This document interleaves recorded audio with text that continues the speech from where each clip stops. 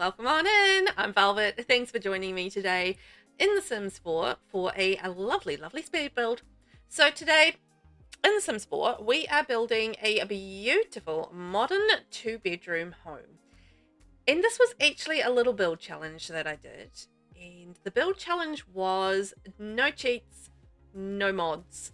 This is a no cheat, no mod build, which makes it basically essentially no different from any other build. At the bottom line, it just made it harder, and it meant that I could not. Basically, I was trying to stick by Max's build rules, which basically means no alt placing. So when the build is placed down, there shouldn't be anything that's moving.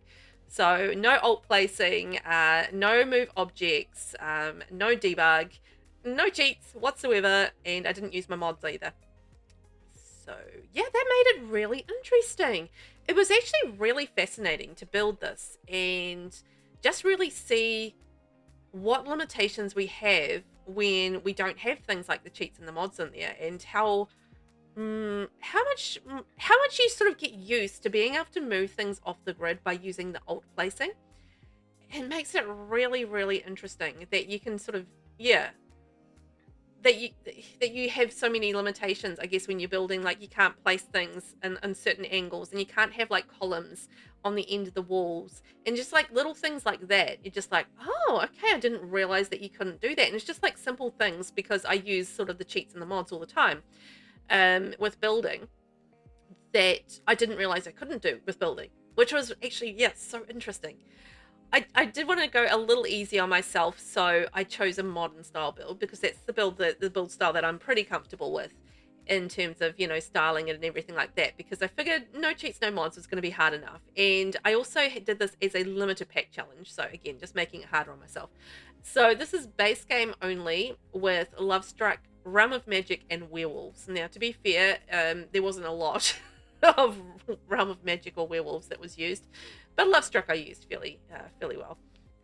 That wasn't my choice of packs. It was a community choice, and I didn't tell them what type of build I was doing, to be fair, so they just kind of chose some cool packs to build with.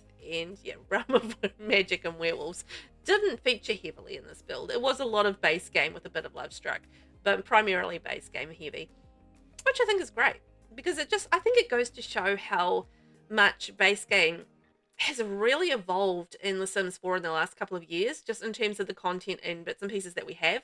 Like, all the HBD windows and doors and everything are just so utterly gorgeous to use for modern builds, and I was quite happy with using those. And I think it just really styled the build really nicely. So, you know, you don't really need a lot of packs to make something nice at all. I mean, you can make a really nice build with just base game, which is amazing. It was a lot harder a few years ago, because a lot of the styling with a lot of the items in base game were quite traditional in styling rather than modern. But I think that there's been a lot of more modern items added to the game in recent times, and that has made modern builds a lot more accessible with base game only, which, as a modern build lover, I appreciate. But not to say I don't love a traditional home, but yeah, I do love a modern home. It's my very favorite, okay? It's my very favorite. It's okay to have favorites. It's all right. Doesn't mean the other things aren't great. So I built this on a 30 by 20 lot. Oh yeah, landscaping was interesting, because you'll see that every now and then there'll be like the red squares, because, you know, you wouldn't normally see that so much in my vids, because, you know, most of the time with the mods, you can place things however you like. You can stack them on top of each other. You can do whatever you want with move objects. It's great. But because there's no move objects in this one, I very much have to stick to the grid and the space required for each of these items. So that, yeah, has a unique challenge when it comes to landscaping. I did struggle a little bit there with placing like trees and stuff, and you know, other little items like that.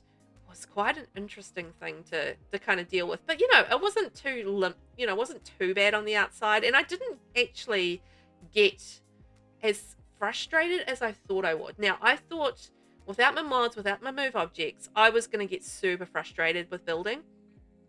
But you know what? It wasn't too bad. It was like going back to the early days of my building times, when I didn't use any cheats and I didn't use any mods when I first started building, because I didn't know about them, because I was a I was often in my own little world and I wasn't part of the Sims community and I didn't realize these things existed. So, this was just sort of harkening back to the days of yore when it came to my building, and it was kind of fun. I actually had like a bit of fun with it. Like, it was frustrating at times when I was trying to place something and I couldn't. It's just like, no, that ain't happening, Velvet.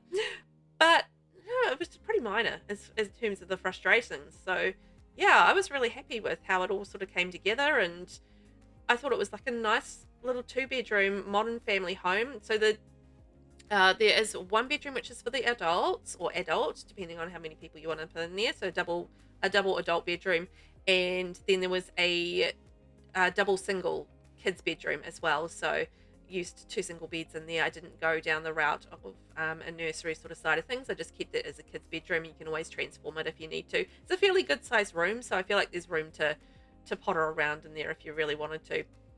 I was able to fit a pool in as well, which I thought was good, considering it was only a 30 by 20 lot, so it's not the biggest size lot. I didn't want to overwhelm myself with the size of the lot and the fact that I had all these limitations with the build. I was just like, you know what, I'm going to be reasonable. I'm going to give myself a building challenge without going crazy hard. It's going to be hard enough.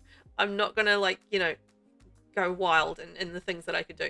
But I did add like little social areas, and there's little skill building stuff that you can do as well. So I think it's a really nice, pretty, functional home, and I think it's a nice style as well. I really like the style of it, so I was happy with how it all sort of came out. And entertainment for the kids as well, and entertainment for the parents, so I think that's a good thing. But one of the things that I did kind of struggle with a little bit was figuring out the colors that I wanted to have on the outside. And you might have noticed that as I was building along, there's like different colors here and there and stuff.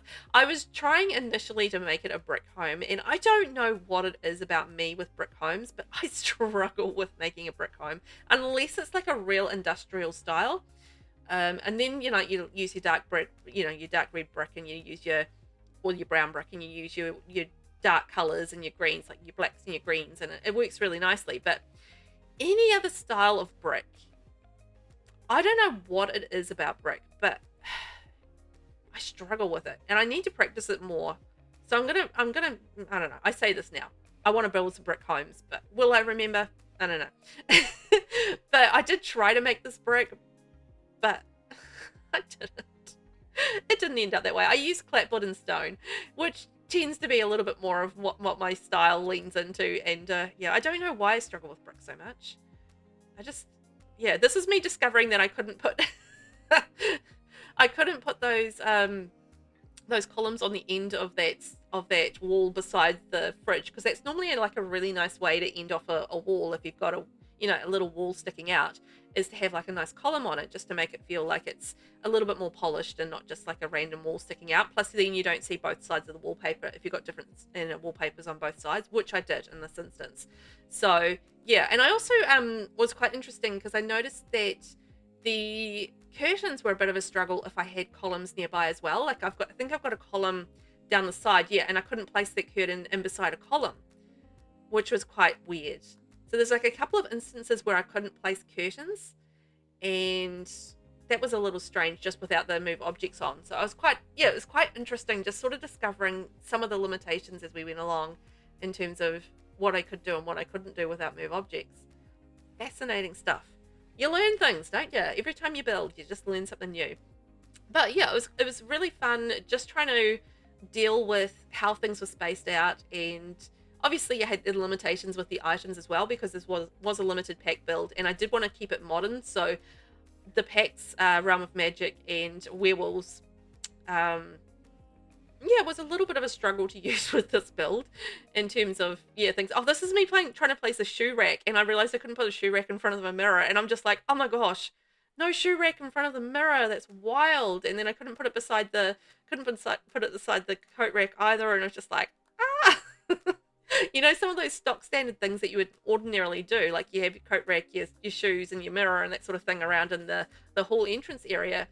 And I couldn't get them all together because of the way that it spaces out without the move objects cheat. So yeah, and cluttering was interesting. I got a little bit of clutter into this build. So it wasn't too bad as far as clutter goes, because I was a little bit worried that it would be very clutter light. And I mean, it wasn't like heaps of clutter. There wasn't. But I did all right. Like, there was some. So I felt like, I did okay there. It did take me a little bit of figuring out the balance of the colors on the wall. So you'll sort of see me fluffing around with that for a little bit in terms of just figuring out what I wanted to do. Because I wanted something like a little bit more interesting on the walls. I didn't want just like the plain blue everywhere.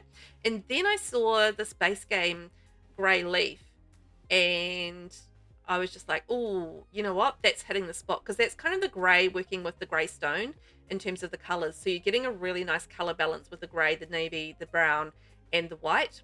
And yeah, and I threw a little bit of black, I think, in there as well. And it just balanced out really nicely in terms of the colors, and added a little point of interest in those little sections. So in the hall area and behind, yeah, that wall there, and the wall behind the computer as well. So, added that little point of interest without being too over the top, and I felt like it was quite harmonious with the rest of the build. So yeah, just added that little bit of pretty that I needed and that I wanted. I did struggle a little bit with some of the decorations and the rugs, because there wasn't a lot to choose from in terms of modern options. So, fortunately I did have Lovestruck. So the Lovestruck rug was fantastic for that, big fuzzy kind of modern looking rug. So that was pretty perfect. And there were little bits and pieces here and there which were really good. But it was a little bit of a struggle. But obviously, I did have the limitations with the move objects. So, I wasn't putting heaps and heaps of things, stacking them around the place. Actually, that was quite interesting as well when I was trying to decorate the walls, and you can't obviously put the paintings close together when you're doing like family pictures and that sort of thing close together like you normally would up on a wall to create like a little display. That was quite hard as well, because they wouldn't combine all that well. Oh yeah, and initially like I was gonna do like a little gym area in that little section, that little room that I'm putting in behind the bathroom, and you'll see me just yeeting the gym furniture there, because I had another idea, which was like a walk-in sort of butler's pantry.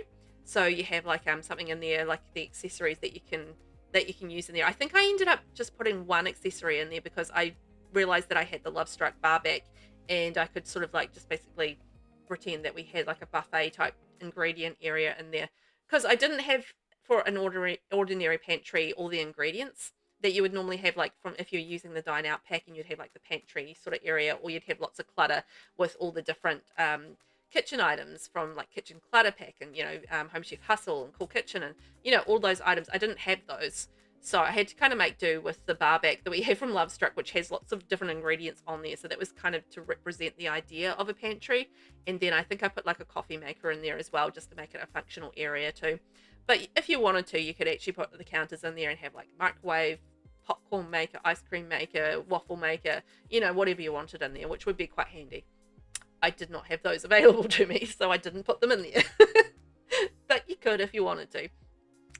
The bathrooms actually ended up looking okay. I was quite happy with them. The Atlantis toilet that we have from base game was an absolute winner for this particular modern bathroom. So I was quite happy that we had that as an option in the game. And honestly, with the packs we had, I didn't really have a lot in terms of the sink options as far as modern sinks go. So I was a little limited as to what the sinks were. So I ended up going with the base game one. I think the first swatch is like a red one, and it's got the sink on top. It's got a modern look to it, so I went with that instead. Although I don't know that there was a white swatch, so I had to go with like an off-white, or sort of like a beige swatch instead, because I don't think there was a white swatch or something, which made it a little weird, but it was fine. So this is the upstairs area. So we've got the bathrooms just repeating through again there. And then this is the adult room. So I had the interesting challenge of the dresser, because the dresser would only go so close to the wall. It was like quite far out from the wall. And I'm just like, ugh, it's so far out. So it's like, it felt a little ick, but it's okay. It is what it is. It went out as far as it could go. I mean, as close to the wall as it could go. But yeah, I managed to get quite a bit into the adult bedroom, and then this is the kids' room here off to the side. It was a bit of playing around just to get the colours, But in base game, you have like that really nice set of base game kid stuff where it all sort of matches. So I wanted to lean into that whole matching set thing because I love a matching set, and we had it there. So I was like, well, why not use it? Because we've got the matching side tables, we've got the matching dresser, bookcase, toy, what was it? Toy box, all that sort of thing. So yeah, leaned into that, and yeah, we've got some decent stuff in base game now. Thank you. After the growing together update, right? We've got a whole lot of nice little knickknacks and stuff for kids. So yeah, basically that was the kids' room, just adding in all the sort of the matching things, and just sort of kind of split it purple and aqua. And I think I'll redecorate the walls at some point, and I kind of go half and half with it, which I think was a good way to just to balance that out a little bit and have like show that there's two different personalities in that room, two different kids, and that it's not just for one kid, it's for two kids. Split it half and half, and I think it ended up looking pretty good. And just had like a little second lounge area up on the top floor. This was me trying to add, stack in the portraits together. It's just like but fortunately with Werewolves we got the really nice decals for the walls, so we had like the cute little owls and the moon and that sort of thing, and the wolves and the moons and stuff. So I was able to do some cute little decals up on the wall for the kids room, which was really cute. So that really came into play there for me. Thank you, Werewolves pack. Anyway, we are just coming up towards the end of the build, so I'm going to leave you guys there to enjoy the tour. Thank you so much for watching this with me, and don't forget to hit subscribe if you haven't already on the button below. Leave a like and a comment, much appreciated. You guys enjoy the rest of your day, and I will catch you next time around. Bye bye.